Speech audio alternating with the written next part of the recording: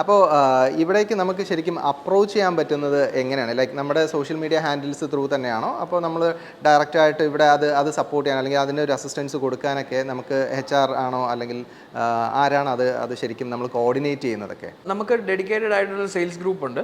So sales team നമ്മൾ അതിനെ എന്ത് ലീഡ്സ് വന്നാലും നമ്മളത് മാക്സിമം നമ്മളത് കൺവേർട്ട് ചെയ്യാൻ നോക്കും. അപ്പം നമ്മുടെ മാർക്കറ്റിംഗ് എല്ലാം നമ്മൾ ഈ ഓൺലൈൻ ത്രൂ ആണ് കൂടുതൽ നമ്മൾ ചെയ്യുന്നത്.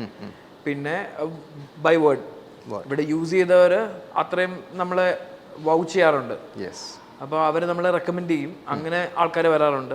പിന്നെ ത്രൂ ഇപ്പം ഇവിടെ എക്സിസ്റ്റിംഗ് വർക്ക് ചെയ്യുന്ന ക്ലയൻസ് തന്നെ ചിലപ്പം എക്സ്പാൻഷൻ പറയാറുണ്ട്. അതായത് ഇപ്പോൾ 15 സീറ്റ് എടുത്തവർ ചിലപ്പം അടുത്ത ഒരു 2 മാസത്തേക്ക് ഇനിയിപ്പോൾ ഒരു 30 സീറ്റ് വേണമെന്ന് പറയും. അപ്പം അതൊക്കെ ഒരു ടെക്നിക്സ് ആണ്. തുടങ്ങിയതിന് ശേഷം നമുക്കൊരു വലിയൊരു ക്രൈസിസ് നമുക്ക് ഫേസ് ചെയ്ത ഒരു അങ്ങനെ എന്തെങ്കിലും പറയാനുണ്ടോ? അല്ലെങ്കിൽ വലിയൊരു ചലഞ്ച് നമ്മൾ ഫേസ് ചെയ്തത്? ഞങ്ങൾ ഒബ്വിയസ്ലി സ്റ്റാർട്ട് ചെയ്തത് കോവിഡിന്റെ സമയത്താണ്.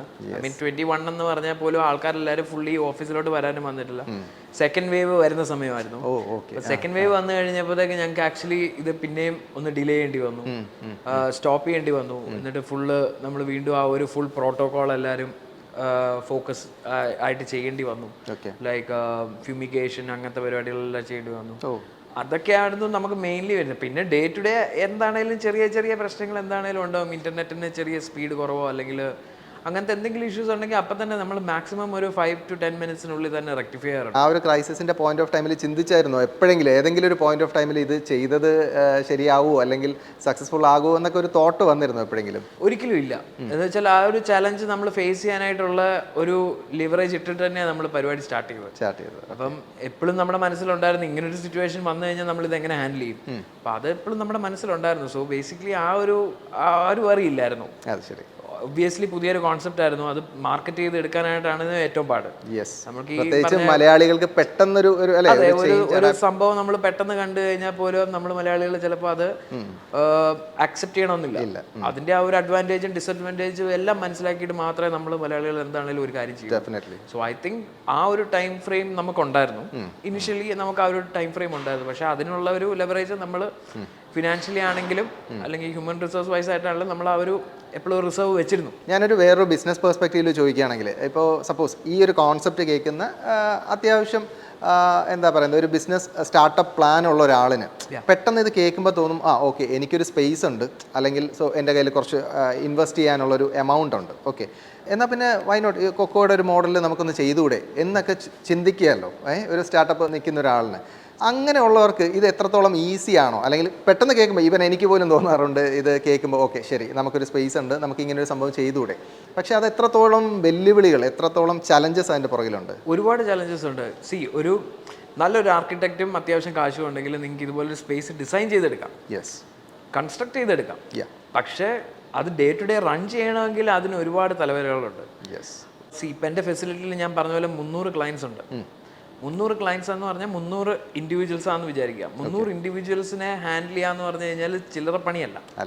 എല്ലാ ദിവസവും ഓഫീസിൽ വരുമ്പോഴത്തേക്ക് ഇത്രയും ആൾക്കാർ എന്ന് പറഞ്ഞാൽ human beings R definitely dynamic. ഇപ്പോൾ ഒരാളുടെ റിക്വയർമെന്റ് ആയിരിക്കില്ല മറ്റേയാളുടെ റിക്വയർമെന്റ്, ഒരാളുടെ പ്രശ്നങ്ങളായിരിക്കില്ല ചിലപ്പോൾ മറ്റേയാളുടെ പ്രശ്നങ്ങൾ. അപ്പം ഓരോരുത്തരെയും പല സെക്ടേഴ്സ് ഓഫ് അല്ലേ ബിസിനസ് ആണ്. Definitely yes. ഇപ്പോൾ സ്റ്റാർട്ടപ്പ് റിലേറ്റഡ് ആയിട്ടുള്ള ഒരുപാട് കാര്യങ്ങളുണ്ടാവും. കോർപ്പറേറ്റ് ലെവലിലോട്ട് വരുമ്പോഴത്തേക്ക് അതിനനുസരിച്ചിട്ടായിട്ടുള്ള വ്യത്യാസങ്ങൾ വരും. ഇപ്പം ഇൻക്ലൂഡിങ് നമ്മുടെ സ്പേസ് എടുക്കുന്നതിന് മുമ്പ് കോൺട്രാക്ട് ചെയ്യുന്നതിന്റെ സമയത്ത് പോലും ഇപ്പൊ സ്റ്റാർട്ടപ്പിനൊക്കെ എന്ന് പറഞ്ഞാൽ ബേസിക് കോൺട്രാക്ട് കൊടുത്താൽ മതി. പക്ഷെ ഒരു MNC വരുമ്പോഴത്തേക്ക് അവരുടെ ചെക്ക് ലിസ്റ്റ് തന്നെ ഒരു വലിയ ലിസ്റ്റാണ്. അപ്പൊ അത് ഫുള്ള് നമ്മള് നമ്മുടെ ആ ഒരു സ്പെസിഫിക്കേഷൻ ഓക്കെ ആണെന്ന് അവർക്ക് തോന്നിയാൽ മാത്രമേ അവർ സ്പേസ് എടുക്കുള്ളൂ. അതെല്ലാം കഴിഞ്ഞ് കഴിഞ്ഞാൽ അവർക്ക് മന്ത്ലി ഇത്ര സാധനങ്ങൾ നമ്മൾ ചെയ്തു കൊടുക്കണം എന്നുള്ളൊരു കമ്മിറ്റ്മെന്റ് ഉണ്ടായിരിക്കും. അല്ലെങ്കിൽ ഇത്ര റിപ്പോർട്ട്സ് നമ്മൾ തിരിച്ച് അവർക്ക് കൊടുക്കണം. അങ്ങനത്തെ കമ്മിറ്റ്മെന്റ്സ് ഉണ്ടാവും. പിന്നെ ആൾക്കാരുടെ വെൽബീങ് ആണ് ഈ MNCs എല്ലാം ഏറ്റവും കൂടുതൽ മെയിൻലി നോക്കുന്നത്. എന്തെങ്കിലും ഒരു പ്രശ്നം ഉണ്ടായി കഴിഞ്ഞാൽ അല്ലെങ്കിൽ എന്തെങ്കിലും ഒരു ഡിസഡ്വാൻറ്റേജ് അവർക്ക് തോന്നിക്കഴിഞ്ഞാൽ അപ്പം തന്നെ അവർക്ക് മെയിൽ ത്രൂ വരും. അത് നമ്മൾ ഏറ്റവും മിനിമം ടൈമിൽ റെക്ടിഫൈ ചെയ്ത് കൊടുക്കാം. അവിടെയാണ് അതിൻ്റെ ആ ഒരു ഇതിരിക്കുന്നത്. ഇതിപ്പം ഇങ്ങനെ ഒരു സ്പേസ് ക്രിയേറ്റ് ചെയ്യാനായിട്ട് വളരെ എളുപ്പമാണ്. അവിടെയാണ് കാര്യം. ഡേ ടു ഡേ റണ്ണിങ്ങിലാണ് കാര്യങ്ങൾ. നിങ്ങൾ ഇവിടെ എന്തൊക്കെ ചെയ്യുന്നു, ഇവിടുത്തെ ആക്ടിവിറ്റീസ് എന്താണ്, അങ്ങനത്തെ കാര്യങ്ങളിലാണ് ഒരു സ്റ്റാൻഡ് ഔട്ട് ആയി നിൽക്കാൻ പറ്റും. ചെറുതും വലുതുമായിട്ട് ഇവിടെ നമുക്ക് എത്ര സ്പേസസ് ആണ് അവൈലബിൾ ആയിട്ടുള്ളത്, ലൈക്ക് നമ്മൾ പ്രൊവൈഡ് ചെയ്തിരിക്കുന്നത്? നമ്മുടെ കാക്കനാട് ഫെസിലിറ്റിയിൽ വരുമ്പോഴത്തേക്ക് നമുക്ക് സ്ക്വയർ ഫീറ്റ് ഒരു 15,000 സ്ക്വയർ ഫീറ്റ്സ് ആണ് നമുക്ക് ഏരിയ ഉള്ളത്. അതിൽ നമ്മൾ നിയർലി ഒരു 267 ഡെഡിക്കേറ്റഡ് സീറ്റ്സും കോൺഫറൻസ് റൂംസ്, മീറ്റിംഗ് റൂംസ്, പിന്നെ event spaces, lounge spaces, pantry area, washrooms, അങ്ങനത്തെ ഏരിയാസ് എല്ലാം കൂടെ നമുക്ക് 15,000 സ്ക്വയർ ഫീറ്റ്സിൽ ഇത്രയും കാര്യങ്ങൾ നമുക്കുണ്ട്. ഇതെല്ലാം ഭയങ്കരമായിട്ടുള്ള ഒരു പ്ലാനിങ് ഇതിൻ്റെ പുറകിലുണ്ട്. അപ്പോൾ ഞാൻ ചോദിക്കുന്നത്, അനന്തു അല്ലാതെ ശരിക്കും ഇതിൻ്റെ ഒരു മാനേജ്മെൻറ്റ് തലത്തിൽ ആരൊക്കെയാണ് ഉള്ളത്? ഞങ്ങൾ 3 പാർട്ട്നേഴ്സാണ് ബേസിക്കലി ഉള്ളത്. സോ മൈസെൽഫ്, അനന്തു, പിന്നെ എൻ്റെ ഫ്രണ്ട് മിഥുൻ, പിന്നെ നമ്മുടെ മൂന്നാമത്തെ പാർട്ണർ കാസ്പിയൻ ടെക് പാർക്സ് എന്ന് പറഞ്ഞ കാസ്പിയൻ ഗ്രൂപ്പിന്റെ MD ആണ് തോമസ് ചാക്കോ മുക്കാട്. അവരാണ് നമ്മുടെ മേജർ ഇൻവെസ്റ്റർ ആസ് വെൽ. അവർ അത്യാവശ്യം എനിക്ക് തോന്നുന്നു ഒരു 2000 എംപ്ലോയീസ് ഒക്കെ ഉള്ള ഒരു വലിയൊരു ഫേം ആണെന്ന് തോന്നുന്നു. അതെ, കാസ്പിയൻ എന്ന് പറയുന്നത് വലിയ ഗ്രൂപ്പാണ്.